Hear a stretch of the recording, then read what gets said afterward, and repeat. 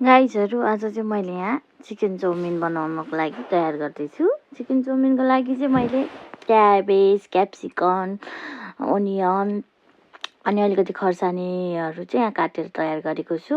र एक साइडमा चाहिँ मैले मासु पनि मजाले काटिसकेको छु। चिकन मासु सानो पिसले काटेर अनि त्यहाँबाट अनि चिकन तार्नको लागि चाहिँ भुट्नको लागि चाहिँ मैले यहाँ भाँडा बसालेको छु र भाँडामा चाहिँ तेल हालेर अनि त्यहाँबाट त्यो तातेपछि चाहिँ मैले यहाँ मासु हालेको छु।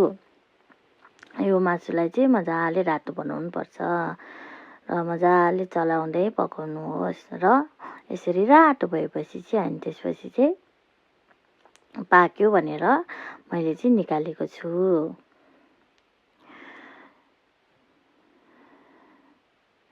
मजाले रातो भएपछि निकाल्नुहोस् अनि यसलाई चाहिँ मजाले अनि खानको लागि तयार हुन्छ।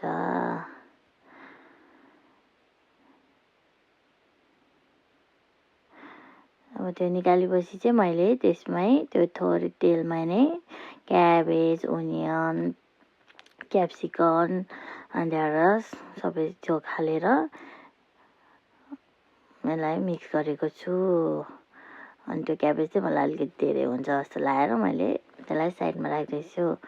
यसलाई मजाले चलाएर मिक्स गरेर मजाले चलाउनुहोस्, नपाकिन्जेलसम्म मजाले चलाउनुहोस्। मजाले चलाएपछि यसमा चाहिँ अब मरमसला हाल्ने, अब आफूलाई के मनपर्छ त्यही अनुसारको हाल्नुहोस्। फर्स्टमा चाहिँ मैले अलिकति बेसार हालेँ कलरको लागि, आफ्नो इच्छा अनुसार हाल्नु होला। अनि त्यहाँबाट टेस्ट अनुसारको अलिकति नुन पनि हाल्नु होला।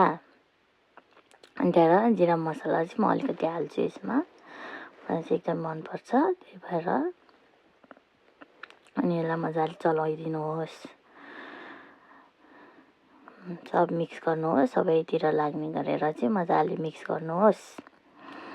अनि त्यसपछि मैले एकतिर चाहिँ चाउमिन पनि तयार गरेको छु। चाउमिन तयार गरेको छु यसमा हाल्नको लागि। अनि त्यसपछि अलिकति टमाटर पनि हाल्नुहोस्। अनि त्यसमा अनि पाकेपछि चपटोक चाउमिन पनि हाल्नुहोस्। चाउमिन हाल्नुहोस् अनि त्यसलाई मजाले मिक्स पनि गर्नुहोस्। अनि यो चाउमिनमा चाहिँ मैले चाहिँ पिरो पनि अलि मलाई मनपर्ने भएकोले